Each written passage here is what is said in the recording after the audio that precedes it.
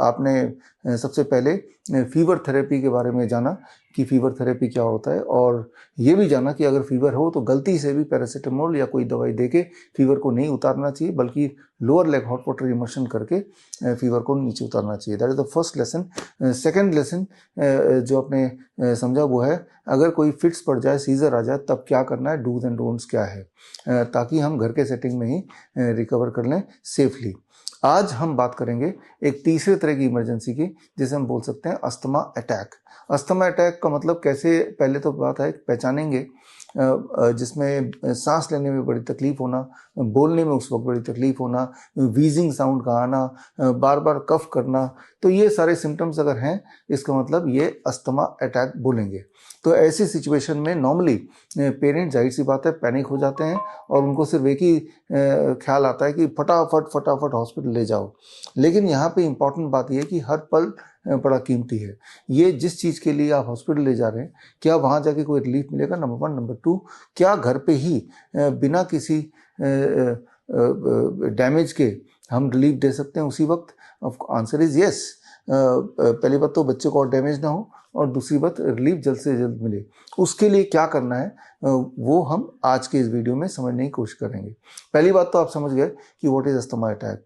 तो अगर ऐसे बच्चे हैं जिनको जो अस्थमा अटैक ऑलरेडी हैं, तो उनके पास अगर इन्हेलर है, वो तो इन्हेलर, वो पंप से ही ये सारे सिम्टम पल भर के लिए चले जाएंगे। ये तो हुई एक बात। तो जो पंप के माध्यम से मैनेज कर रहे हैं तो वो पंप से मैनेज कर लेंगे, लेकिन जिनके पास पंप नहीं है या पंप यूज़ करना शुरू नहीं किया, उनको अगर अस्थमा अटैक आ जाए तो उनको इमरजेंसी में क्या करना है, या पंप वहाँ है नहीं तो इमरजेंसी में क्या करना है, तो ये हमें समझने की बात है। सबसे इम्पॉर्टेंट बात, महत्वपूर्ण बात मैं आपको ये बता दूं कि अगर बच्चे को अस्थमा है और वो कैन प्रोटोकॉल ऑलरेडी फॉलो कर रहा है, तो हमने देखा है कि ऐसे बच्चों को 1 से 3 महीने में पूरा आराम मिल जाता है, उनका इन्हेलर छूट जाता है। तो पहली बात तो ये है कि अगर आप, जैसा कि आप ऑलरेडी कैन प्रोटोकॉल करते हुए महीने से अधिक हो गया फॉर मोस्ट ऑफ यू, तो आप में से कई लोगों ने रिपोर्ट किया कि बच्चे का अस्थमा भी ठीक हो गया। तो पहली बात कि अस्थमा है तो चिंता की बात नहीं, कैन प्रोटोकॉल फॉलो करते रहिए, अस्थमा ठीक हो जाएगा, फिर दोबारा आएगा भी नहीं। ये तो भी पहली बात। लेकिन अगर अस्थमा अटैक हो ही गया है और ऐसे में क्या करना है, इस पर हम बात कर लेते हैं। कैसे पहचानना है ये मैंने आपको बता दिया। तो क्या करना है इसमें, सबसे पहले सबसे इम्पॉर्टेंट इज़ वेल वेंटिलेशन।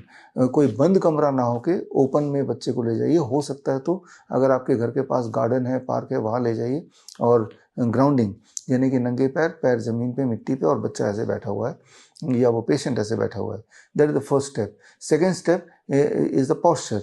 आपको ये समझना होगा कि जब हम बैठते हैं, मान लो ये मेरा पोस्चर है बैठने का, तो लंग की कैपेसिटी सिकुड़ती है, और अगर मैं अपना पोस्चर ऐसे कर लूँ तो लंग की कैपेसिटी एक्सपैंड होगी। तो यानी कि अगर बच्चा बैठा है तो उसका पोस्चर ये होना चाहिए। तो इससे ब्रेथलेसनेस में आराम मिलेगा। अगर पोस्चर ये है तो ब्रेथलेसनेस में और मुश्किल हो जाएगा। पोस्चर ये है तो ब्रेथलेसनेस में आराम मिलेगा। अगर बच्चा लेटा हुआ है तो पेट के बल लेटेगा तो ज़्यादा आराम मिलेगा, पीठ के बल लेटेगा तो और ज़्यादा टाइटनेस बढ़ेगी। जो चेस्ट की टाइटनेस होती है, जो ब्रेथलेसनेस में दिक्कत हो रही है, या वीजिंग साउंड हो रहा है, या कफ हो रहा है, या बोलने में दिक्कत हो रही है, पूरा सेंटेंस बनाने में दिक्कत हो रही है, ये सारा और एग्रेवेट होगा पीठ के बल लेटने में या फिर पीठ के सहारे से बैठने में। So don't do it. तो इसके बाद, इतना करने के बाद, अब सेकेंड स्टेज ऑफ रिलीफ के लिए आप अपने पास इस तरह का भीमसेनी कपूर बोलते हैं, बड़े आराम से कहीं भी मिल जाएगा। ये भीमसेनी कपूर मेरे पास है, ये रख लीजिए। ये घर पे रखिए, या फिर इसका पाउडर बना लीजिए। बेटर है कि पाउडर बना लीजिए। मैंने पाउडर बना लिया है। पाउडर बना के कूट के उसको मैंने इस ऐसे एक छोटे से बोतल में इसको डाल दिया है। अब वो पेशेंट ऐसे बैठा हुआ है, हाथ में ये है, और ऐसे सूंघना है, स्मेल करना है। दोनों नोस्ट्रिल से इसको स्मेल करना है, कम से कम 5 से 10 मिनट स्मेल करना है। इतने में होपफुली रिलीफ मिल जाएगा। और अगर तब भी रिलीफ नहीं मिलता है, या फास्टर रिलीफ के लिए साथ में ये टूल यूज़ कर सकते हैं। ये छोटा सा फ़ैन है, और ये फ़ैन बैटरी वाला फ़ैन बहुत कॉमन है। नाक से करीब 6 इंच दूर ये फ़ैन ऐसे प्रेस करना है, और फ़ैन की जितनी भी स्पीड है उस स्पीड में चला देना है।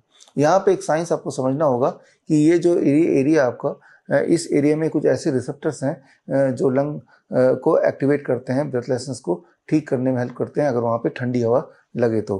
तो पंखे की जो ये विंड है, जो हवा है, इससे वो एक्टिवेट हो जाता है, जैसे कि हम अपने हॉस्पिटल सेटिंग में भी यही करते हैं। तो ये जितनी सारी बातें मैंने बताई हैं बड़ी सिंपल चीज़ें हैं और इजीली अवेलेबल है, घर पे ही होती हैं।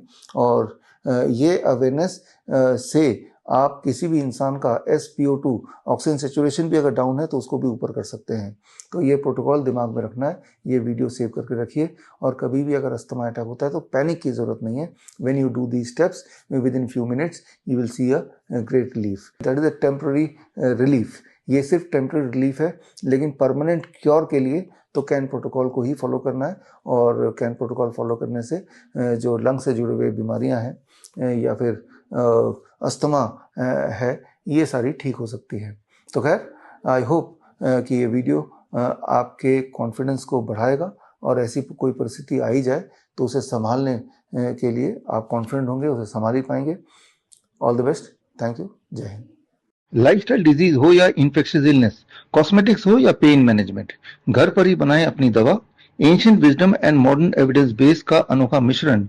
Join 1 month online training, be a certified Neem therapy practitioner.